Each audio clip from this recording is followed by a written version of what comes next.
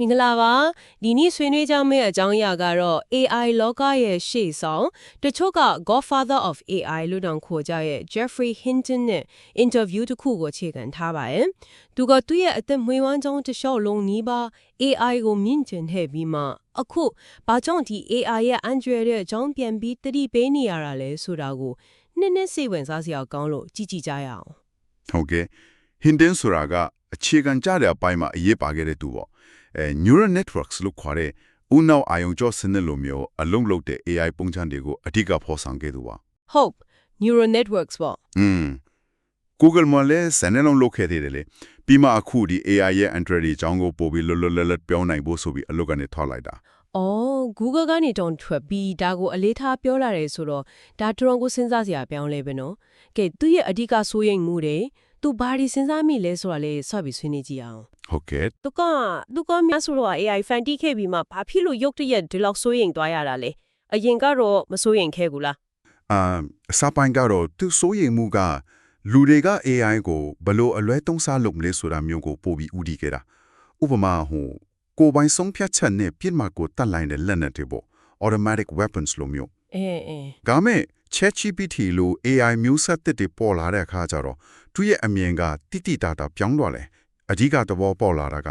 ဒီ digital ဉာဏ်ရည်တုတွေရဲ့အတိပညာမျှဝေပုံကလူတွေနဲ့လုံးဝမတူဘူးဆိုတာပဲဘယ်လိုမျိုးမတူတာလဲဆိုတော့ AI model တစ်ခုကတင်ယူထားတဲ့အတိပညာအားလုံးကိုနောက် model တစ်ခုစီကို second ပိုင်းအတွင်း copy ကူပြီးပို့လိုက်လို့ရတယ်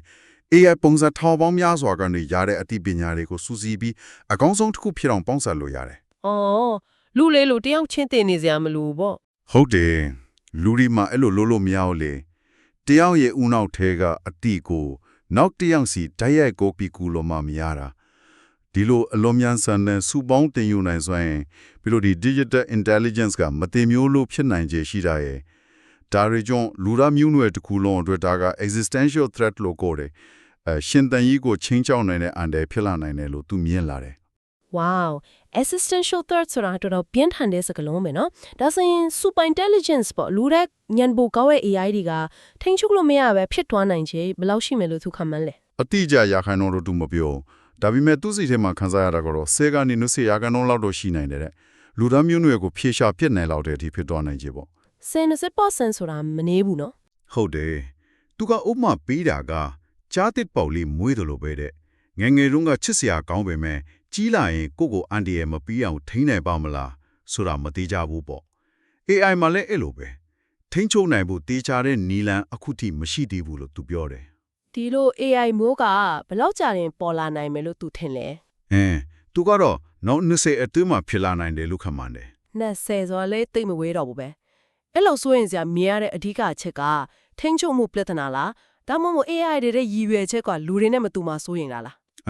နှစ်ခုလုံးလို့ပြောရမယ်ထင်တယ်ထင်းချိုးမှုပြဿနာကလည်းတစ်ပိုင်းပြီးတော့ AI ကသူ့ဘာသာသူပန်းနိုင်တွေချမှတ်ပြီးအဲ့ဒီပန်းနိုင်တွေကလူတွေရဲ့အချိုးစီးပွားနဲ့ဆန့်ကျင်သွားနိုင်ချေကလည်းတစ်ပိုင်းပေါ့ဒါတွေကိုဘလို့ကားကွယ်မလဲဆိုတာကအခုချိန်ထိအဖြေမရှိသေးဘူးလို့သူကမြင်တယ်အနာဂတ်အန်တီယေတွေကကြောက်စရာကောင်းပြီမဲ့လက်ရှိရေတိုမှာတော့ဘလို့ပြဿနာတွေချက်ချင်းရင်ဆိုင်ရနိုင်တယ်အလုတ်အကင်တွေပတ်မှာရောဟုတ်တယ်အဲ့ဒါကလည်းသူအဓိကအဆိုရင်တဲ့ချက်ပဲအရင်စက်မှုတော်လန်ရေးလို့မဟုတ်ဘူးလေအရင်ကကြွသားအားကိုစက်တွေကအစားထိုးတာအခု AI ကဥနောက်တုံးရတဲ့အလုပ်တာမန်တွေးခေါ်မှုလိုအပ်တဲ့အလုပ်တွေကိုအစားထိုးတော့မှာဟုတ်သူဥမာပေးတဲ့သူ့တူမတယောက်အကြောင်း customer service မှာတိုင်စာတွေကိုပြန်ဖြေတဲ့အလုပ်မှာအရင်20မိနစ်ကြာတာကို AI သုံးလိုက်တော့9မိနစ်ပဲကြာတော့တယ်အော်အချင်းအများကြီးတက်တာတော့တာပေါ့ဟုတ်တယ်ဆိုလိုတာကလူ9ယောက်စာအလုပ်ကို AI အကူအညီနဲ့တယောက်တည်းလုပ်နိုင်သွားပြီဒီတော့အလုပ်လက်မဲ့ပြဿနာကတော်တော်ကြီးနိုင်တယ် UBI လို့ခေါ်တဲ့ Universal Basic Income လူတိုင်းကိုအခြေခံလစာပုံမှန်ပေးတဲ့စနစ်ကငွေကြေးတော့ကူညီနိုင်ပေမဲ့လူတွေရဲ့အလုပ်ကနေရတဲ့ကုန်ထိခါတော့ဘဝရွေချက်တော့ပျောက်ဆုံးသွားတာကိုတော့ဖြေရှင်းနိုင်မှာမဟုတ်ဘူးလို့သူကယုံတယ်ဒါကြောင့်သူကရွှန်းဖောက်ပြီးပြောနေတဲ့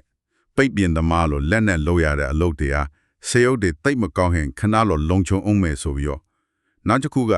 ဒီ AI ကြောင့်ချမ်းသာတဲ့သူတွေကပိုချမ်းသာပြီးဆင်းရဲတဲ့သူတွေကပိုဆင်းရဲသွားနိုင်တယ်။ကွာဟာမို့ပိုကြီးလာနိုင်တယ်လို့လည်းသတိပေးတယ်။ဒါလည်းစဉ်းစားစရာပဲ။ဒီလိုအစွမ်းထက် အန်တရလက်ရှိနိုင်တဲ့ AI တွေကိုထိန်းချုပ်ဖို့စီကံတတ်မှတ်ဖို့ရောဖြစ်နိုင်ပါမလားနိုင်ငံတကာအခြေအနေတွေနဲ့ဆိုရင်ရော handle ကဘယ်လိုမြင်လဲ သူကတော့အဲ့ဒီပုံမှာတိတ်အကောင်းမြင်ပုံမရဘူးဗျာဥမာ EU က AI Act ထုတ်ပေးမဲ့စီရေးတောင်း AI တွေကိုကင်းလွတ်ခွင့်ပေးထားတာမျိုးထောက်ပြတယ် ဟုတ်ကဲ့ ပြီးတော့ American နဲ့ကျုပ်လိုနိုင်ငံကြီးကြားပြိုင်ဆိုင်မှုတွေရှိနေတော့ AI ဖွံ့ဖြိုးမှုကိုတညီတညွတ်တင်းနင်းအောင်လုပ်ဖို့ဆိုတာလက်ထက်မှာတော့တိတ်မဖြစ်နိုင်ဘူးလို့သူအမြင်တယ် ပြိုင်ဆိုင်မှုကြောင့် break out ဖို့ခတ်တယ်ပေါ့ အဲ့ကနေဘေးကင်းရေးစိုးရိမ်မှုတွေကြောင့်ထွက်သွားတယ်လေ အော်ဟုတ်လား Elias Scaver က OpenAI ရဲ့ Chief Scientist မဟုတ်လား ဟုတ်တယ်အဲ့လိုထိပ်တန်းပညာရှင်တောင်ဘေးကင်းရေးအထက်စိုးရင်လို့ထွက်သွားတယ်ဆိုတာကဒီပြဿနာဘလောက်နဲ့နဲ့လဲဆိုတာပြနေတာပဲဒါကြောင့် Hinton ကအစိုးရရဲ့အနေနဲ့ company တွေကိုဒီ AI ဘေးကင်းရေးတုတေသနာတွေမှာပိတ်ဆံပိုတုံးဖို့ဖိအားပေးတင်တယ်လို့တိုက်တွန်းထားပဲ ဒါကတကအရေးကြီးတဲ့အချက်ပဲနောက်ဆုံးမေးခွန်းတစ်ခုအနေနဲ့ပေါ့နော် AI တွေမှာကခံစားချက်အသိစိတ် consciousness ဆိုတာမျိုးရှိလာနိုင်သလားအတွေးခေါ်ပိုင်းစံနဲ့မေးခွန်းပေါ့ Hinton ကဒီအပေါ်မှာဘယ်လိုယုံကြည်လဲ ဒါကလည်းစိတ်ဝင်စားစရာပဲ Hinton ကလူသားတွေထူးခြားတယ်လူမှာပဲအသိစိတ်အစိတ်အမှန်ရှိတယ်ဆိုတဲ့အစွဲကိုစိန်ခေါ်တယ်သူကတော့ AI တွေမှာလည်းအသိစိတ်ပုံစံတစ်မျိုးမျိုးရှိလာနိုင်တယ်လို့ယုံကြည်တယ် ဘယ်လိုမျိုးအသိစိတ်လဲလူရီလူမျိုးလား အတိအကျတော့မဟုတ်ဘူးပေါ့နော်သူဆိုလိုချင်တာကဥပမာလူတွေကြောက်ရင်ချွေးပလန်တာမျိုးကအဇီဝကမ္မနဲ့ဆိုင်တဲ့ခံစားချက် biological feeling အဲ့လိုမျိုးလို့ AI မှာရှိချင်မှရှိမယ်ဒါပေမဲ့အန်ဒီယေကိုသိမြင်ပြီးရှောင်ဖို့ဆုံးဖြတ်တာမျိုးအခြေအနေကိုနားလည်သဘောပေါက်တာမျိုးအဲ့ဒါတွေကသိမြင်မှုနဲ့ဆိုင်တဲ့အသိစိတ် cognitive aspect of consciousness ဖြစ်နိုင်တယ်လို့သူကယူဆတယ် အော်အသိစိတ်ကိုပိုကျယ်ပြန့်တဲ့အသေးပဲနဲ့ကြည်တာပေါ့ ဟုတ်ပုံရတယ်အနာဂတ်မှာ consciousness ဆိုတဲ့စကားလုံးကိုဒီလို AI တွေနဲ့ပတ်သက်ပြီးသုံးရလိမ့်မယ်လို့သူကခန့်မှန်းတယ် Jeffrey Hinton ရဲ့သုံးသက်ချက်တွေကိုခြုံငုံကြည့်လိုက်ရင် AI ရဲ့အနာဂတ်ကအလားအလာတွေအများကြီးရှိသလိုတစ်ဖက်မှာလည်းမသေးချာမရေရာမှုတွေပြီးတော့တကယ်ကိုကြီးမားတဲ့အန္တရာယ်တွေပါနေတယ်ဆိုတာကိုတွေ့ရတာပဲ ဟုတ်ပါတယ်ဒီစကားဝိုင်းကိုအဆုံးမတတ်ခင်မှာစိတ်ဝင်စားစရာအချက်လေးတစ်ခုထပ်ပြောချင်သေးတယ် Hinton ကိုယ်တိုင်ဝန်ခံထားတာတစ်ခုရှိတယ် ဟုတ်ကဲ့ သူကဒီ super intelligence ကသူကလေးဒီမေးရဲ့အနာဂတ်ကိုဘယ်လိုထိခိုက်နိုင်မလဲဆိုတာကိုညာနဲ့တော့သိတယ်နားလေတယ်ဒါပေမဲ့စိတ်ခံစားမှုအပိုင်းရတော့ဒါကိုလုံးဝလက်မခံနိုင်သေးဘူးစိတ်ထဲမှာအယံလေးလံနေတော့ပဲလို့ပြောတယ် အော်သူကိုယ်တိုင်တောင်စိတ်ပိုင်းဆိုင်ရာအရာလက်ခံဖို့ခက်ခဲနေတော့ပဲဆိုတဲ့သဘောပေါ့ ဟုတ်ပါတယ်ဆိုတော့ AI ကိုဖန်တီးတဲ့နေရာမှာရှေ့ဆောင်ခဲ့တဲ့သူကိုယ်တိုင်တောင်ဒီလိုအတွေးစိတ်မှာလေးနက်တဲ့ခံစားမှုမျိုးရှိနေတယ်ဆိုတာက